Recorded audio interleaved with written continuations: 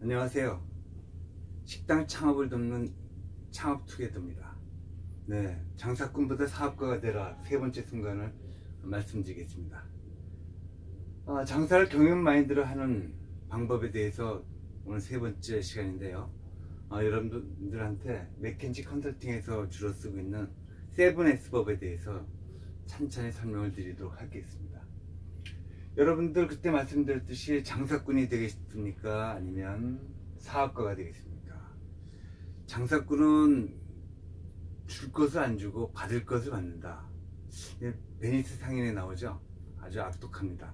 그런 베니스 상인이 될 것이냐, 아니면 부자 아빠가 돼서 많은 사람들을 도울 수 있는 도량 있는 기업가가 될 것인가 하는 것은 여러분들 몫입니다. 사업가는 기업가이고 경영을 하는 사람이죠. 일명 부자 아빠입니다. IPO를 통해 가지고 많은 사람들이 그 코스닥이나 거래소에 상장을 하게 되죠. 요번에 뭐 더본코리아에 백종원 씨도 상장을 하게 되는데 약 1조 원 이상이 예상이 됩니다. 그 중에 20% 갖고 있는 백종원 씨는 약 2천억 원 정도의 주식 평가를 받고 있습니다. 여러분들은 이런 장사꾼보다는 사업가가 되기를 더 원하시겠죠?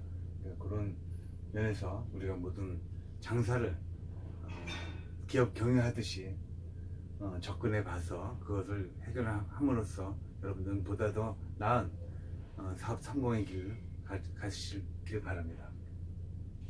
이 7S는 크게 왜 7S냐면 S로 시작하는 7가지 것을 통해서 가게를 하나의 큰 기업으로 생각해서 그걸 정돈해 나간 것입니다. 그래서 초우량 기업으로 모델링 함으로써 여러분들이 생각하는 가게가 여러가지 비전으로 봤을 때 하나의 그 그림을 형성하는 거죠.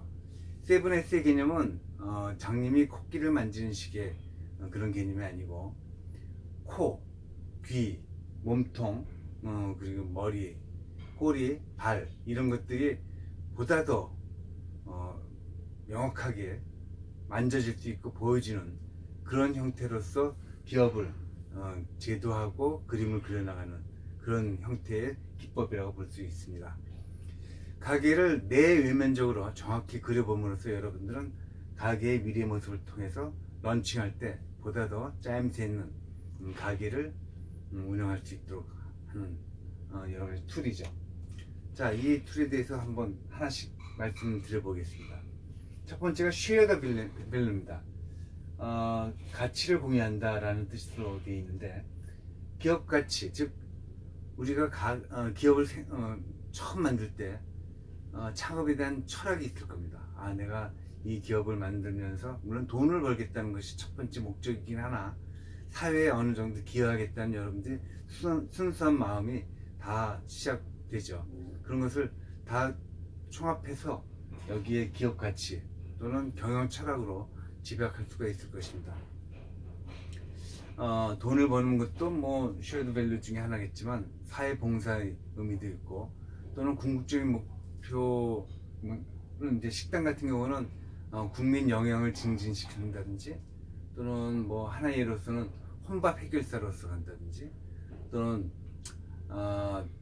집에서 시켜 먹었을 때 빨리 자기 밥을 배달할 수 있는 초스피드의 배달이라든지, 또는 주문했을 때 뭐 5분 만에 배식을 한다든지 하는 이런 것들 여러분들이 이제 머릿속에 철학으로 가지고 그래가지고 이제 가게를 만드는 것입니다.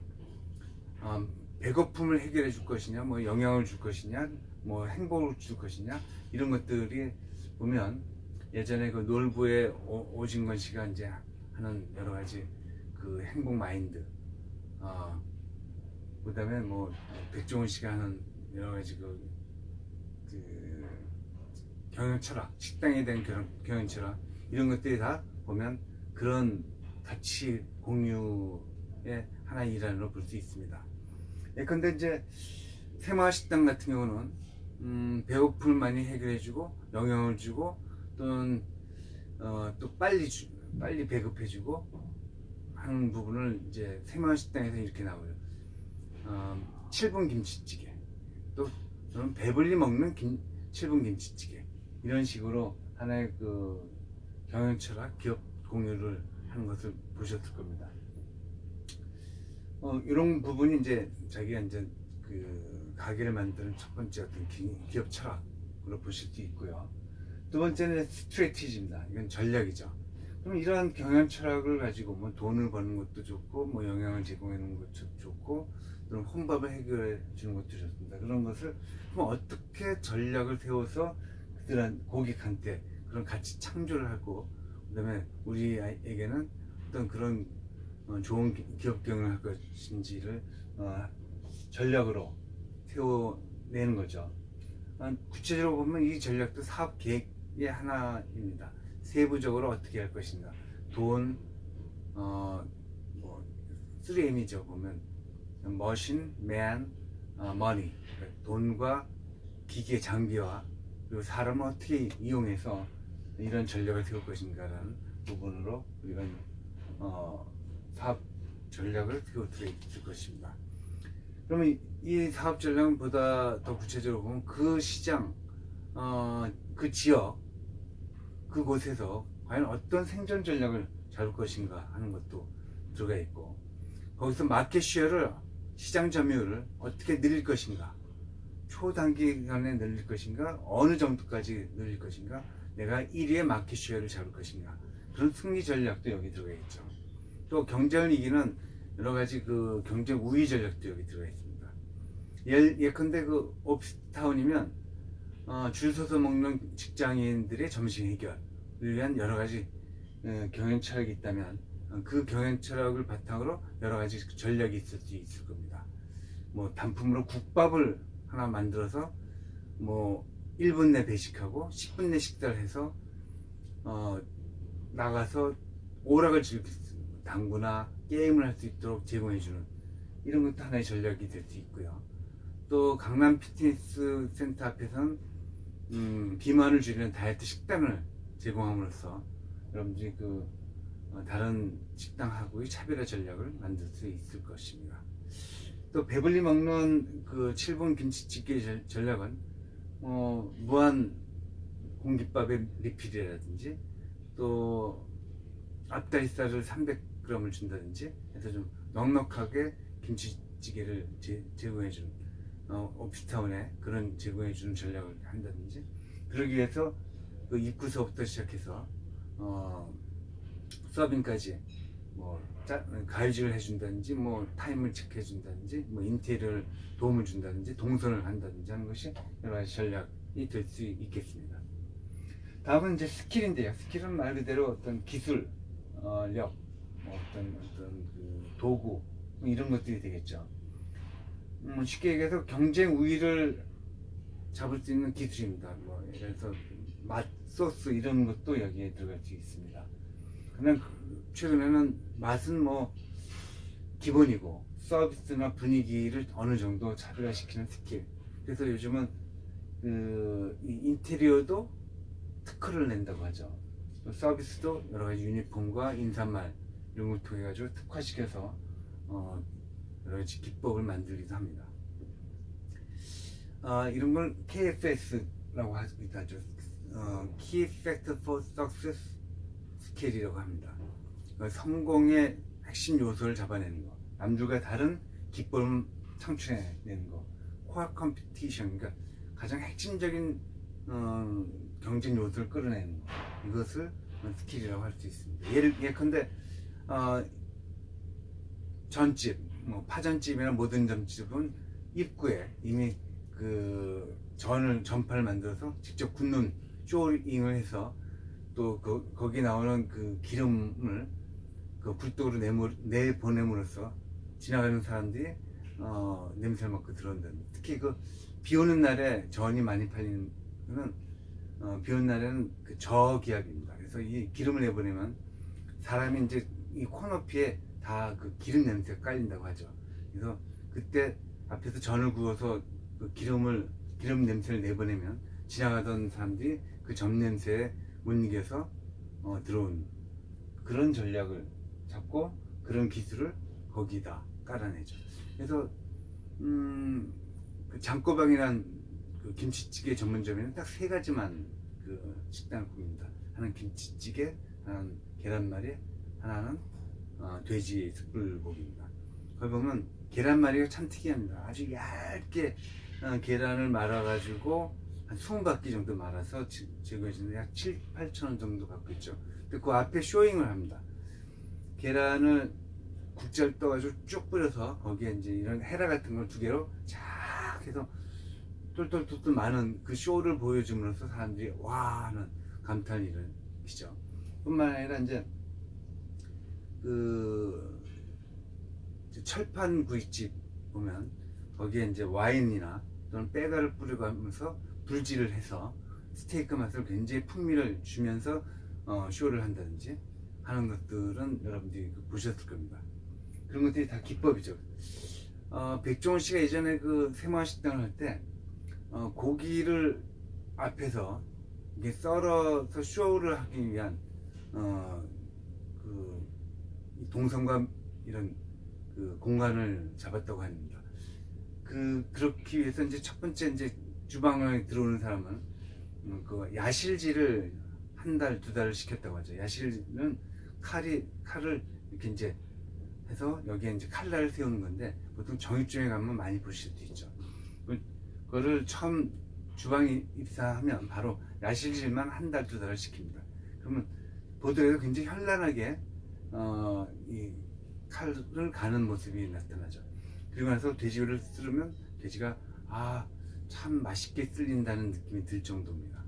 그래서 그거를 저 앞에서 야실질과 고기를 쓰는 모습을 보여주면서 세마식당의 그 경쟁력을 높였다고 또 합니다. 그런 것들 뿐만 아니라 요즘은 뭐 서빙을 하는 데 있어서 뭐 그 어떤 것은 뭐 짧은 치마를 입고 서빙을 한다든지 또는 유니폼에 굉장히 그 레이스를 둔다든지 또 인사법의 매뉴얼을 만들어서 뭐 크게 외친다든지 하는 여러 가지 것들을 많이 그 기법을 이제 개발하는 것을 여러분들이 많이 체험하실 수 있었을 겁니다. 다음은 이제 스트럭처, 구조입니다. 이건 조직 구조가 대표적인데요. 조직을 어떻게 짜임새 있게 짜고 그거를 어떻게 운영시키느냐 합니다.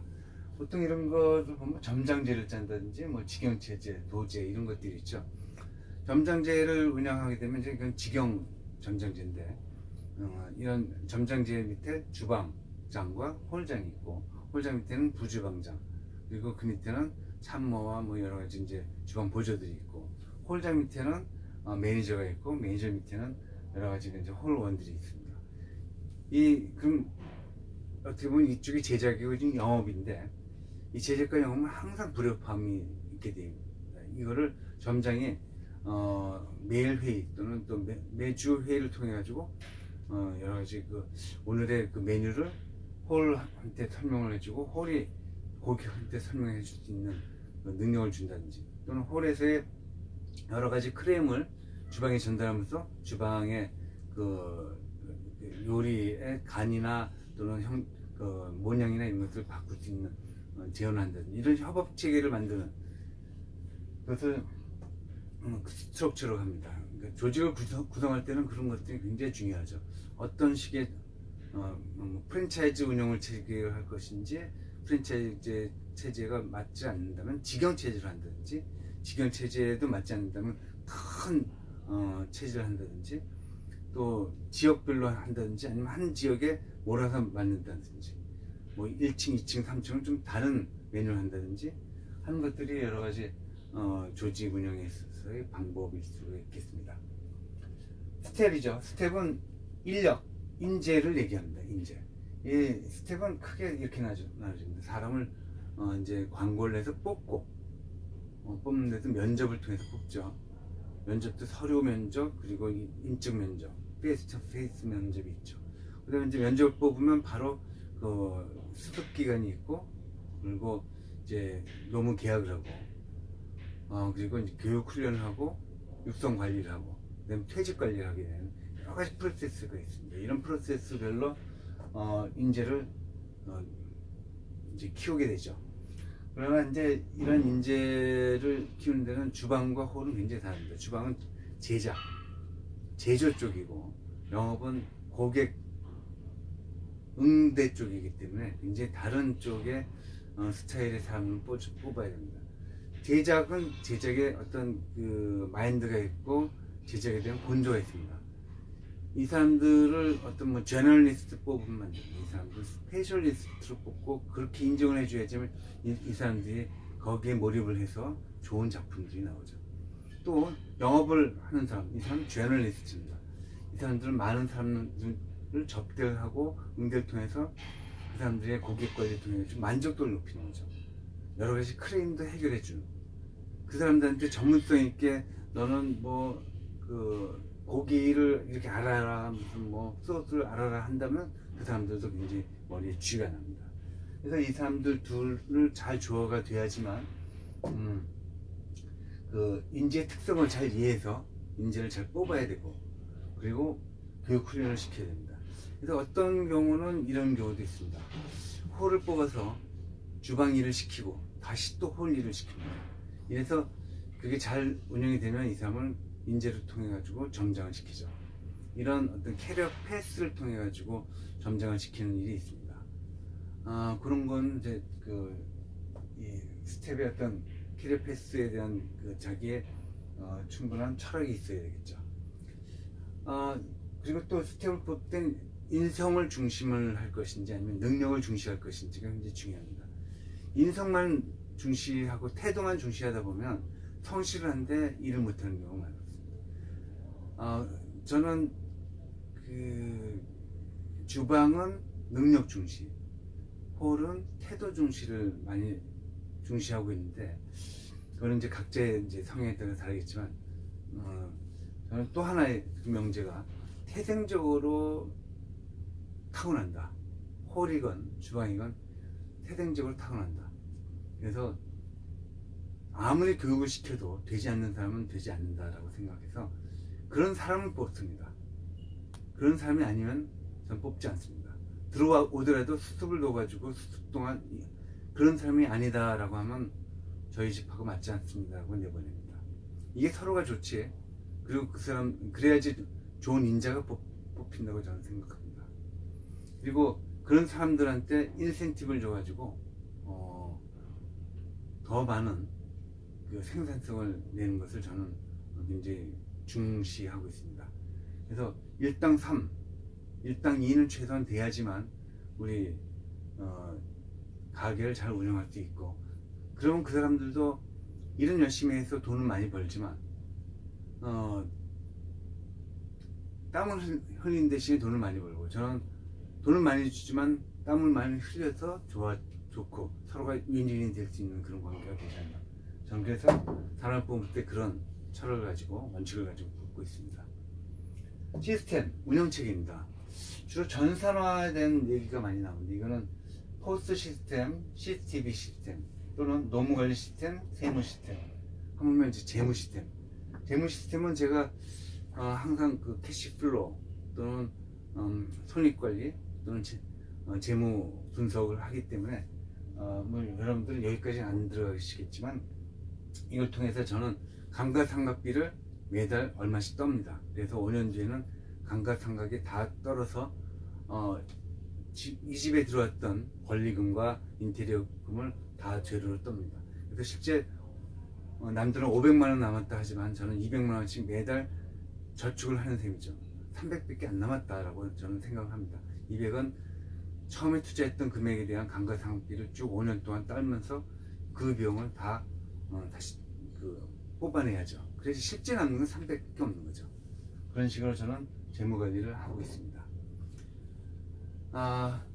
또 시스템에는 많은 네트워크가 있습니다. 저는 이런 것들이 이제 주로 동종업계 모임을 통해 가지고 많은 시스템을 배우고, 이런 네트워크가 굉장히 중요하다고 생각합니다. 자, 그리고 마지막은 스타일입니다. 스타일은 뭐 어떤 사람은 스타일이라고 하는데, 제 스타일은 바로 행동규범입니다. 행동규범은 근무태도고, 근무태도는 어떤 것을 몇 회, 몇 번, 얼마나 강도 있게 만족하게 라는 것들이 많이 들어가 있습니다. 그래서 아주 예컨대 쉬운 예로는 고객 테이블에 몇 번 왔다 갔다 하느냐, 또는 화장실을 청소를 몇 번 했느냐, 또는 고객한테 고객 만족 서비스 조사를 한 달에 한 번 했느냐, 고객한테 SNS를 한 달에 몇 번 보냈냐, 이런 것들이 이제 행동 규범에 속하죠. 어떤 예전에 오진권 씨의 놀부를 보면, 고객이 시켜서 하면 심부름이요, 고객이 원하는 걸 알고 바로 해주는 건 선행 서비스 감동이라고 얘기를 하더군요. 그런 식입니다. 그런 식의 고객 감동을 위한 직원들의 행동 규범을 만들어 놓는다는 것은 그 서비스 만족도를 굉장히 높이는 꼴이 됩니다. 특히 저는 이제 그런 것도 세워놓습니다. 음식에 이물질이 나왔을 때 어떤 행동을 하라라고 서비스 교육을 하죠. 그 5명이 먹다가 뭐 머리카락이나 무슨 뭐 이상한 이물질이 나왔다 그러면 전 5명 걸 다 받지 않습니다. 그 직원들은 도저히 이해가 안 되고 그래서는 안 된다고 막 항의를 하죠. 그러나 그렇게 하라고 얘기합니다. 왜냐하면 그 5명이 다 그것 때문에 기분이 나빠 있으면 저라도 감동을 주는 서비스는 5명을 다 받지 않고 나중에 그 사람들이 다시 재방문을 함을 유도하는 것이 저한테는 더 중요하다고 생각합니다. 그 나가는 원가를 생각하지 하면 정말 얼마 안 됩니다. 판매가보다 얼마 안 되는 그 가격이라고 생각하고 우리가 교육을 받았다 생각하면 별거 아니라고 생각합니다. 그리고 저는 내 삶에 와서 1인분만 시켜도 저는 웃으면서 주문을 받아라, 웃으면서 배식을 해라 라고 저는 말씀드립니다. 우리 직원들은 그것도 안 된다 하고 얘기를 합니다. 뭐 4명 왔으면 1인당 1인분을 시키셔야지 라고 꼭 이렇게 말을 하는데 저는 그렇게 하지 않습니다. 그 사람들이 또 7명을 또 데리고 와서 그 7명이 우리 집을 더 크게 만드니까 걱정하지 말고 4명한테 1인분을 배식하고 즐겁게 행복하게 드시라고 서비스를 해라, 감동 서비스를 해라, 저는 그렇게 얘기를 합니다.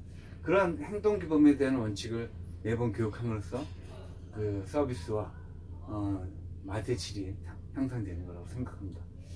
이런 7S는 회사 전체, 즉 가게를 하나의 기업으로 생각하고 초우량 기업의 비전, 그 모습을 만들어 주는 것, 즉 모델링 하는 것을 말하고 있습니다. 그래서 이런 것들 하나하나 여러분들이 가게를 만들 때, 예를 들어서 무슨 해물찜집을 만든다든지 김밥집을 만들 때 이런 것을 하나하나 생각하면서만 써보면 여러분들의 생각이 사상으로, 전략으로 무장이 될 것입니다.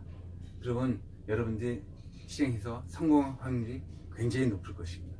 자, 오늘 끝으로 여러분들이 장사꾼보다는 사업가가 될 수 있고 장사를 경영 마인드로 하는 방법을 연구해 봤습니다.